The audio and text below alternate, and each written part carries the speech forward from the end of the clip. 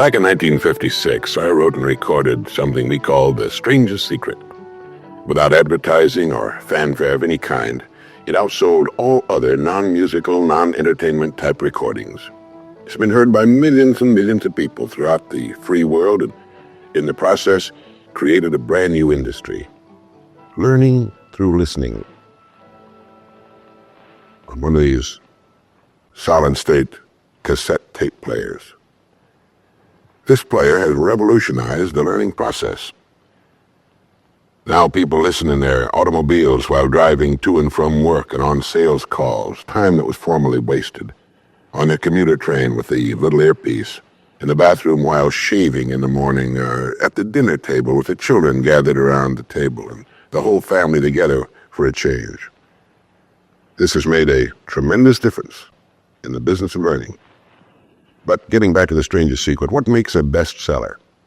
What was there about that recording that caused millions of people to want to hear it over and over again, and let their children hear it and play it for their employees and their sales forces? Well, I'm making a talk here today in which I'll cover the highlights and philosophy of The Strangest Secret, and I'd like to invite you to join us, and I hope you find it of some value.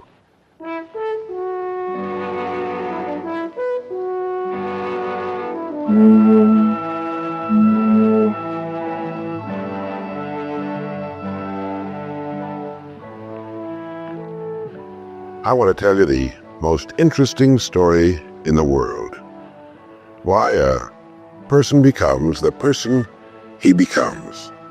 Why a little boy or a little girl grows up to be the kind of person he or she becomes.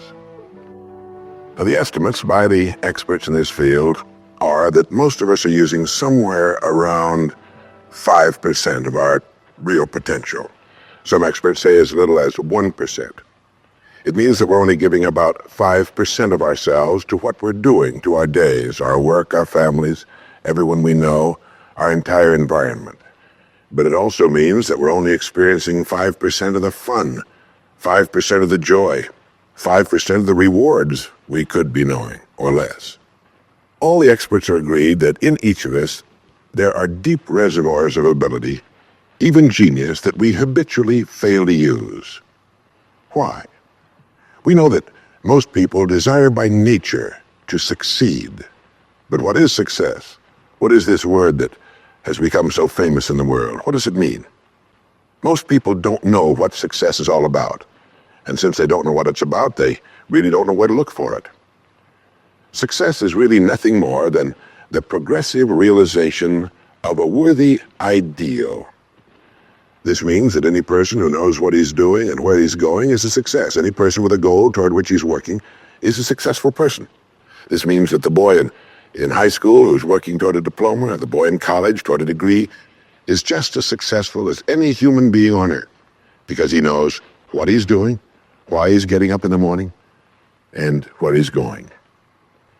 But conversely, if a person doesn't know what he's working toward, what it is he wants, doesn't have a goal toward which he's working, then he must, at least by this definition, be called unsuccessful. Why isn't then, with this simple definition, why isn't everyone successful? Should be easy. Yet surveys indicate that 19 out of 20, 95% at least, are not. In fact, a survey one time asked thousands of working men why they got up in the morning and went to work, and 19 out of 20 didn't know. 19 out of 20 working people didn't have the foggiest notion of why they got up in the morning and went to work. Under closer questioning, they said, well, everybody works. Well, that would be a good reason to quit. In fact, here's a little rule of thumb you might want to remember. Whatever the great majority is doing under any given circumstance, if you do exactly the opposite, you'll probably never make another mistake as long as you live. Just something to keep in the back of your mind. The problem with most people is that they're playing the world's most unrewarding game, and the name of the game is follow the follower.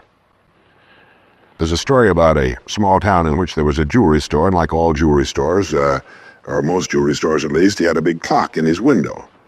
And every morning for years he'd noticed a working man stop, adjust his pocket watch to the same time as the clock in the window. He'd been doing this for many years, and one morning the jeweler was out in front sweeping a sidewalk, and so he asked the man, he said, tell me, why do you adjust your watch to my big clock every morning? I've noticed you're doing that for years. The man said, well, I'm the foreman down at the big plant. He said, I want to make sure my watch is correct because I blow the quitting whistle every night at 5 o'clock. The jeweler looked at him rather strangely for a minute. He said, well, that's funny. He said, I've been setting that big clock in the window by that quitting whistle all these years. A very logical thing, but they could have been off 6 months. It was a case of a person just going along with what he thought to be correct without checking his references.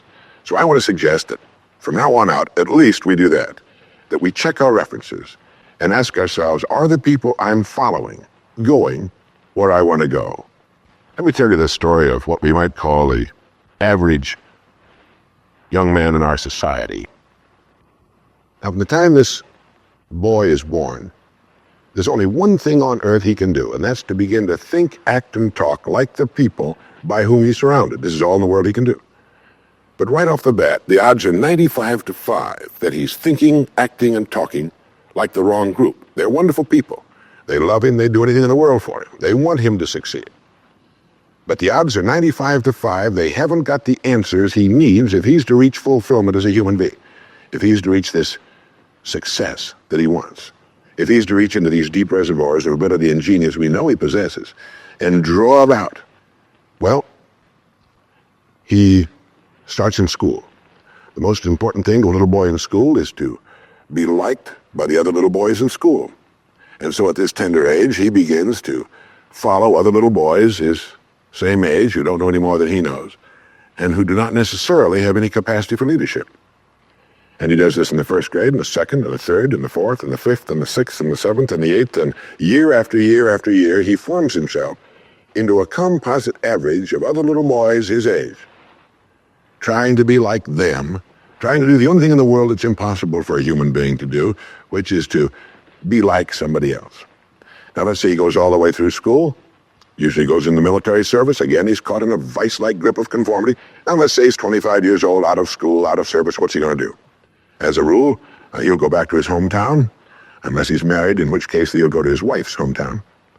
But let's say he goes back to his own hometown. He's single. He doesn't know quite what to do. He's standing on a corner one morning, and a friend that he knew at school comes up and says, hi there, Charlie, what are you doing? He says, nothing. He said, why don't you come down and work where I work? It's a pretty good place. The pay's regular. We got all kinds of fringe benefits and so on, and so he does. The odds are about, again, 95-5 that his first job is taken as a result of random application. On the job, without thinking about it, the most natural thing in the world for him to do is to look around, see how the other guys are doing their job, and to begin doing his the same way, assuming that what is normal for them is normal for him. No reason for this. He doesn't think about it. He just does it. Now, he has stretching in front of him 50 years or more in the golden age that man has been dreaming of since the days of ancient Greece. What's he going to do with these 50 golden years? Well, let's take a close look at it. We know that he works 40 hours a week as a rule. 40 hours a week, which leaves him 72 hours a week when he's neither working nor sleeping. 72 free discretionary hours each week to do with as he pleases. Now, at this point, of course, he's married. He has his little house and his little car. And this is about what he does with his free 72 hours every week. He'll do what the other fellows are doing with their free 72 hours every week, which is virtually nothing at all. On a typical day, he'll quit right on the dot, get in his little car, go to his little house, go in his little kitchen, kiss his little wife, and say, I'm tired. They'd even figured out why he says that. The experts believe that he used to hear his father say that back when men used to get tired working during the day, and he picked it up and he repeats this every night when he gets home. He bolts his little meal and then heads for the living room where he turns on his escape box. Click. Takes 15 or 20 seconds for the screen to light up, a period of time he finds interminable, but he gets through it somehow. Maybe kicks the dog, a thumb through a magazine or something. Then the screen lights up, and he does too a little bit, and there in front of him, he sees people in all kinds of funny old-time costumes, all killing each other at a great rate. One expert has agreed that the average family can see more death and bloodshed and carnage on his television set in a week than Crassus saw when he crucified 6,000 prisoners on the southern road to Rome. But you know how those experts are. You could certainly be off one or two. But he sits there for about 5.5 or 6 hours. 25% of all free time now is spent in front of the tube, according to the latest statistics. Now, there's nothing wrong with this particularly, except that he's watching other people who are earning excellent incomes in the pursuit of their careers, while he doesn't make a nickel. And gets the only two things you can get from watching TV on that kind of a schedule. He gets red eyes and a hollow head. Now, this is not meant to be an indictment of television. I've got a couple of television sets at home, too. I have a couple of cars at home, too, but I don't go home at night and drive around the block for 6 hours. If there's someplace I want to go, fine, my car will take me there. If there's a great program, like a golf match or something like that, I want to see it. But he sits there for 6.5 hours until finally his wife, who's a little more practical than he is, taps him on the shoulder and she said, "Charlie, I think it's about time you went to bed. You've got to get up in the morning, go to work." He's okay, and he shuts it off. He knows how to do that. He just shuts it off and goes to bed. Next morning he gets up and he does this all over again. He does this every day for 40 years. At the end of 40 years, he's retired, which always kind of catches him by surprise. No one's ever figured that one out either. And then he dies at 85 or 90, the way medical science is moving us along, out of sheer boredom. Well, what's the problem? Is there a tragedy here? Not really, if that's the way Charlie wants to spend his life, our mythical, hypothetical young man. If he wants to spend his life that way, that's his business. He lives in a free society, he can do anything with it he wants. But there's a terrible tragedy here if he's living that way because of the total lack of a decision. If he's living that way simply because he's still doing what he was doing in the first and second grade, and that's going along with the fellas up and down the block on the unspoken assumption that they know how to live, then there's a real tragedy there. Because they've never known how to live, not in all the recorded history of mankind. He never finds out who he is. He never reaches into the deep depths of his abilities, his talents. He never learns that he can have just about anything he wants in the world, that he can call his own shots, tell his own fortune. And it's kind of a pity. Well, what's needed? Well, what's needed, I think, is a checklist, like an airplane pilot uses. I think that living successfully is as important as flying an airplane. And here are some of the things that I think should be on that checklist that could help this man live a more meaningful, more interesting, more exciting, more enjoyable life. The first thing that he ought to have on his checklist, in my opinion, is the word a goal. A man without a goal is like a ship without a rudder. He doesn't know where he's going. He then belongs to that 95% that is just living day by day, month after month, like a starfish or an amoeba. He needs to know where he's going. Back in the early days of navigation, sailors used to see a strange sight in the Antarctic. They'd see a giant iceberg towering high out of the sea, and it would be moving against the wind. The wind would be blowing this way. The great iceberg would be moving right into the teeth of the wind. And this, of course, frightened the sailors whose ships were powered by the wind, until it was discovered that, of course, only a fraction of the great berg was visible, and that its huge, ponderous roots were caught in the great currents of the ocean. And it was being borne purposely along its way, regardless of the winds and the tides on the surface. Well, this is what a man needs. He needs his roots deep in a great mainstream of his own choosing, and then he'll move along his way, regardless of the winds on the surface of his life or short-term expediency, and he'll get to where he's going. A second word on our checklist might be the word attitude. It's been called the most important word in any language in the world, because it's our attitude toward our world, toward all the people in it, that will determine the world's attitude and all the people's attitude toward us. It's a simple thing. Most of us know it, but we tend to forget it. People will react to us according to our attitude. And our attitude is the greatest gift we can be given. You know, the little creatures of the world were given a wonderful gift by Mother Nature called protective coloring, in which they can blend into their background without being seen. But man was not given this great gift, because man was given an incalculably greater one. Only man has the godlike power to make his surroundings change to fit him, because his environment will change as he changes. A man's environment is a merciless mirror of him as a human being. And if he thinks his environment can stand a little improvement, all he has to do is improve, and his environment will improve to reflect the changing man. Third would be the word think. To think. The highest function of which a human being is capable. It was put pretty well by the great Pulitzer Prize-winning playwright Archibald MacLeish in his great play, The Secret of Freedom, in which he has one of his characters say, "The only thing about a man that is a man is his mind. Everything else you can find in a pig or a horse." It's true. And so if we're going to develop something, this is a good place to start. To think deliberately and with a purpose. To spend a little time each day before a blank sheet of paper with our goal perhaps written at the top, and come up with some fresh, new, and exciting ideas. The next point on our checklist you might call the law of laws. That's what Emerson called it, is great old law of cause and effect. That our rewards in life will always be in exact proportion to our contribution to our service. We all know this, really. We tell our children in Sunday school that as ye sow, so shall ye reap, but we forget that that's true. If a man is unhappy with his rewards, all in the world he's got to do is find ways of increasing his contribution, his service. It's like the story of the preacher who was driving down a country road, and all of a sudden he came to the most magnificent farm he'd ever seen in his life. It was beautiful. And so he saw the farmer approaching the road on his tractor, and so he hailed him, and he said, "My good man," he said, "God has certainly blessed you with a magnificent farm." And the farmer thought for a moment, and he said, "Yes, you're right, he certainly has. But you should have seen this place when he had it all to himself." And the preacher had his sermon for the next Sunday. He realized that all the farmers up and down that road had been given the same land, but one man had made something great out of it. Well, all of us are given the same land. We're given a human life, and each of us can make something great out of it too if we want to. The next point might be simply the word truth. Since everything we do has an equal and opposite reaction, unless what we're doing is based on truth, we're building on sand, and it can't stand. The next point would be R&D, research and development. None of us would want to work for a company or invest our money in a company that didn't have a very viable research and development department, that is, pumping a good percentage of its profits back into research and development because its future depends on it. But so does a man's.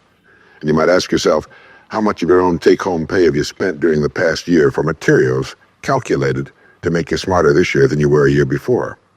Calculated to make you a little better, a little bigger as a human being, to perhaps love a little more and hate a little less and do a little better job than you did a year ago.